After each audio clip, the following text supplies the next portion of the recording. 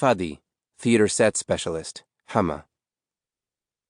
A Syrian citizen is a number. Dreaming is not allowed.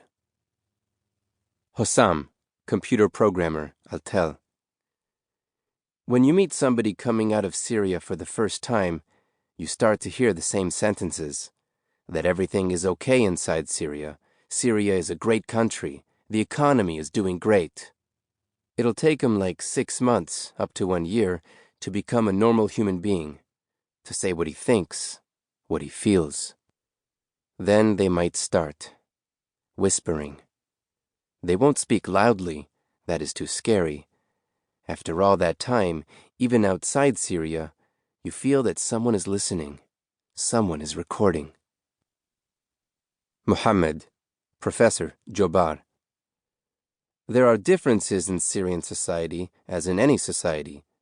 Despite those differences, we recognize each other as Syrians. The key problem has been how to build and how to manage a state.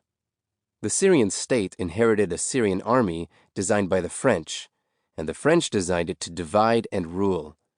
They appealed to religious minorities to go into the army. Minorities were in an economic situation where they naturally wanted jobs. The French saw that, and at the same time wanted to put them against the Sunni majority, which opposed the French. The result was an army that drew too heavily on minority communities. The Ba'ath Party came along with an idea of pan-Arabism. This brought Syrians of different backgrounds together, but did not honestly address the problem that Syria is multicultural and multi-ethnic. Hafez al-Assad used the Ba'ath Party. He was a military person and didn't really believe in democracy or pluralist politics, or all of those liberal ideas that other national figures believed in at the time. He relied on Alawites more than others, even though he later killed a lot of them because they were his rivals. It was pragmatic to use primordial relationships to consolidate power, but it ultimately created even more divisions in Syria. Assad was a shrewd politician. He managed various players within the Syrian mosaic and patched together a system loyal to him. He allied himself with the traditional urban merchant class and gave them space to make money.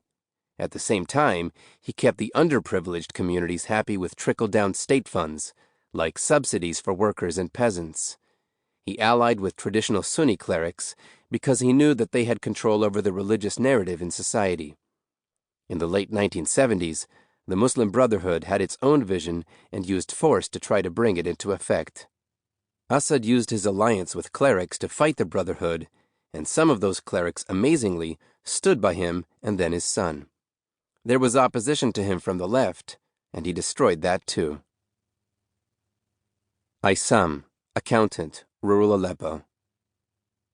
In my opinion, there used to be coexistence, but under security pressure and judicial control. It wasn't real coexistence. You couldn't even say to someone, "You're Kurdish," or "You're Sunni," or "Shiite." It was forbidden. You'd be fined or punished. We weren't educated about the different people in the country, so there wasn't real integration. Arabs didn't know about Kurdish culture. Arabs and Kurds knew nothing about Turkmens. We'd hear that there were people called Syriacs and Assyrians, but who are they, and how do they live? We didn't know. The Druze? You know that they live in Syria, but what is their culture, and what do they want? We were all just groups of strangers, a country of closed communities held together by force.